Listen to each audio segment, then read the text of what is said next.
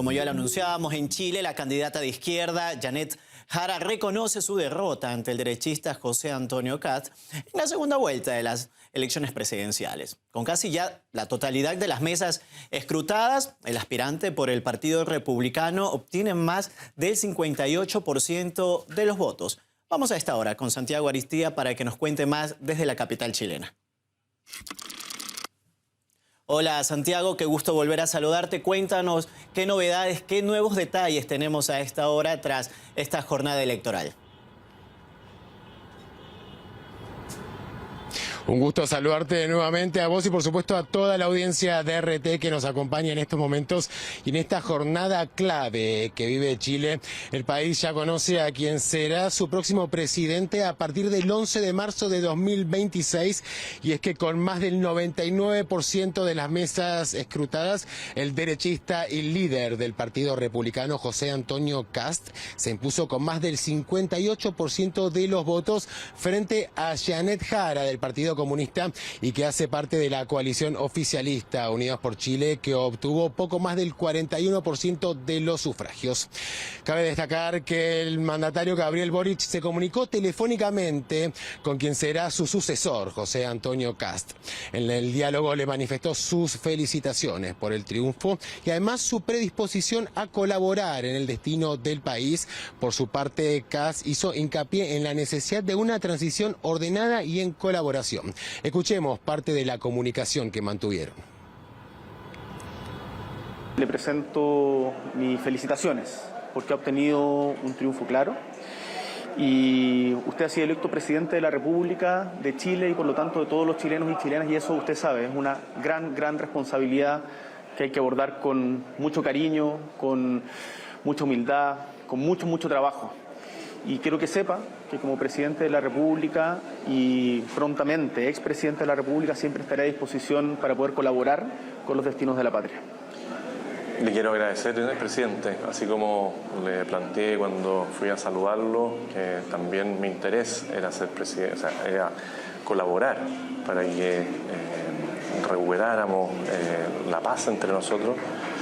Hoy día le hago el mismo planteamiento, que esto sea una transición muy ordenada, respetuosa. La campaña de Kast estuvo marcada por temas como la seguridad social y también la migración, entre otros, pero fueron estos los principales preocupaciones que estudios y análisis advierten que están muy presentes en gran parte de la sociedad chilena. Veamos a continuación un informe sobre el presidente electo.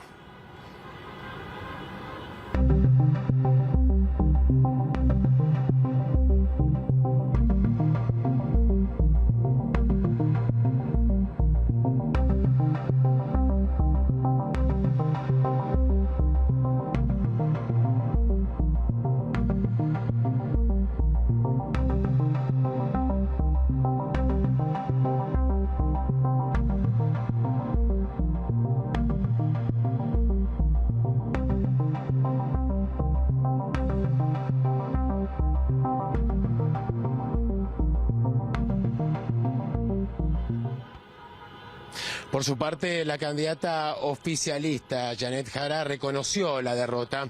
En un comunicado en la red social X, dijo que se comunicó con el mandatario electo Kast para desearle éxito por el bien de Chile y además se dirigió al país. Aseguró que la democracia se fortalece cuando se respeta la voluntad ciudadana, especialmente en las derrotas. Veamos. Estoy convencida de que nuestra democracia se fortalece cuando respetamos la voluntad ciudadana, especialmente en los momentos difíciles, porque es la derrota donde más se aprende, porque es la derrota donde más se aprende y es donde más firme debe ser la convicción democrática. Y ya comenzaron a llegar las reacciones de líderes internacionales. Por ejemplo, el presidente de Argentina, Javier Milei, manifestó su alegría por el aplastante triunfo de Kast y dijo estar seguro de que van a trabajar juntos para que América abrace las ideas de la libertad. También se manifestó el secretario de Estado estadounidense, Marco Rubio, quien se sumó a las felicitaciones hacia Kast y aseguró que su país espera colaborar con su administración para fortalecer la seguridad regional y revitalizar su relación comercial. Para analizar los resultados de estas elecciones y el escenario político de Chile hoy y a futuro nos acompaña Gustavo Burgos. Él es abogado, director de la revista El Porteño. Gustavo, muchísimas gracias por su presencia en RT en español. Gracias, Santiago. Un gusto estar con ustedes nuevamente. Bueno, en primer lugar, comencemos por lo básico y principal. ¿Cuál es su análisis de este resultado? Que parecía, que estaba, por decirlo de alguna manera, cantado, anticipado, pero ¿de qué nos habla? Bueno, yo creo que el resultado electoral que acabamos de conocer es el principal legado del presidente Boric. Es una derrota electoral aplastante, que no es exactamente el término de un proceso, pero sí su culminación. Un proceso de reacción conservadora que se instaló en nuestro país desde las altas esferas del poder el 15 de noviembre del 2019, con el Acuerdo por la Paz que circunstancialmente o paradójicamente, quizás cómo decirlo, suscribió el propio presidente Boric en condición de individuo. Y es eso lo que de alguna manera prefiguró también su llegada a la moneda.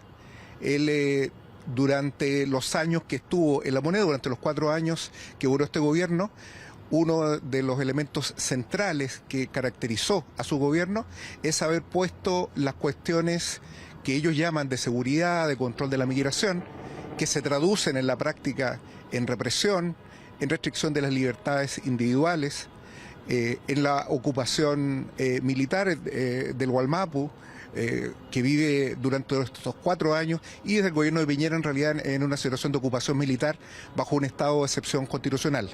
Esto ligado a una política en materia económica de un estricto disciplinamiento con los requerimientos del gran capital y de las transnacionales, prefiguró este resultado, de tal suerte de que en realidad no es que estemos visitando un espacio nuevo y que se haya abierto un nuevo país, sino que esto es una continuidad natural de aquello que fue construido a pulso por este gobierno y que de alguna forma también quedó claro, especialmente en el último debate en que tuvieron los candidatos en aquel momento Kast y Jara, en el que esta última centró su discurso en robar de alguna manera el discurso securitario, el discurso represivo que ha caracterizado a la derecha, que era el discurso de Kast. De tal suerte que de alguna manera el electorado lo que se vio enfrentado a discernir, a votar, era entre dos alternativas que representaban en términos políticos, en términos prácticos más o menos lo mismo. No olvidemos que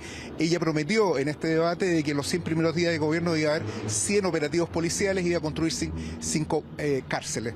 Casi todo lo que se debatió en ese último debate tenía que ver precisamente con esta idea, con la idea de que no hay otro problema social más que la delincuencia y que de todas maneras la única respuesta social a cualquier cuestión siempre es la represión. Por ejemplo, la vivienda, ¿no? Donde se discutió exclusivamente esto en la clave del desalojo. Eso yo diría que es lo primero como para poder observar el por qué es lo que ha ocurrido, ¿no?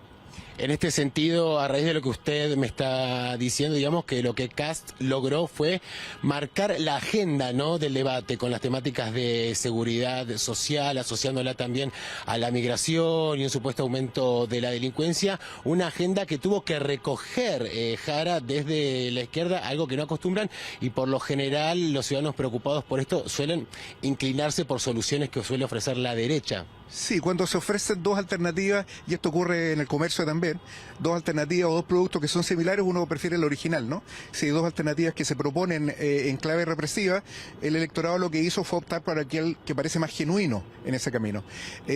Me parece muy importante señalar que yo creo que esto marca también un cambio paradigmático, un cambio histórico respecto de la izquierda del progresismo, respecto de aquello que ha sido denominado el neoliberalismo progresista, que ha estado en el gobierno, que sí termina un ciclo. Creo que las organizaciones, los partidos que sustentaron al gobierno de Boric y el mismo presidente, van a ingresar a partir de este minuto en una crisis muy importante, porque durante toda su gestión y también durante la campaña de Jara abandonaron todo tipo de identidad programática, travestiéndose como derechistas. Esto yo creo que es sumamente importante. Creo que el gran proceso que viene ahora, respecto al cual debemos estar muy atentos, radica precisamente en esta situación, ¿no? ¿Qué es lo que va a ocurrir con la izquierda? ¿Qué es lo que va a ocurrir con las organizaciones populares? Y muy especialmente qué va a ocurrir con el Partido Comunista, una organización centenaria en nuestro país que tradicionalmente ha expresado los intereses de la mayoría trabajadora, que ha tenido una fuerte presencia en la clase trabajadora. Creo que después de un resultado como este, es una derrota política que se da en un doble sentido. No es tanto el número de votos, porque es una cosa que siempre es difícil de prever, es la forma en que la candidata del oficialismo, la candidata del progresismo resultó derrotada, reitero, con las banderas de la derecha. Entonces va a ser muy difícil de que ese referente político, yo acabamos de escuchar el discurso de la propia Janet Jara, quien señaló claramente de dos cosas: de que iba a ser una oposición leal, de que iba a colaborar, señaló eso explícitamente con Kast, y que se iba a apoyar aquellas cosas que sean positivas, y iba a ser una oposición leal en el plano institucional.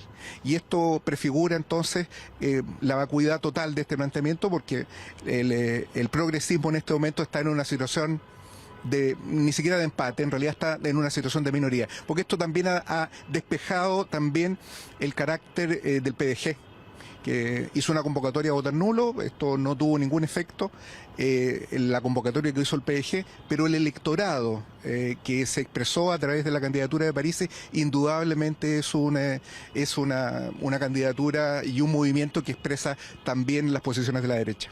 Gustavo Burgos, muchísimas gracias por su presencia y su análisis en RT. Ha sido un gusto. Gracias a ti. Bueno, seguiremos desde Santiago, la capital chilena, analizando y llevándoles toda la información sobre esta jornada clave que viven los chilenos. Gracias, Santiago, por estos detalles. Estaremos pendientes.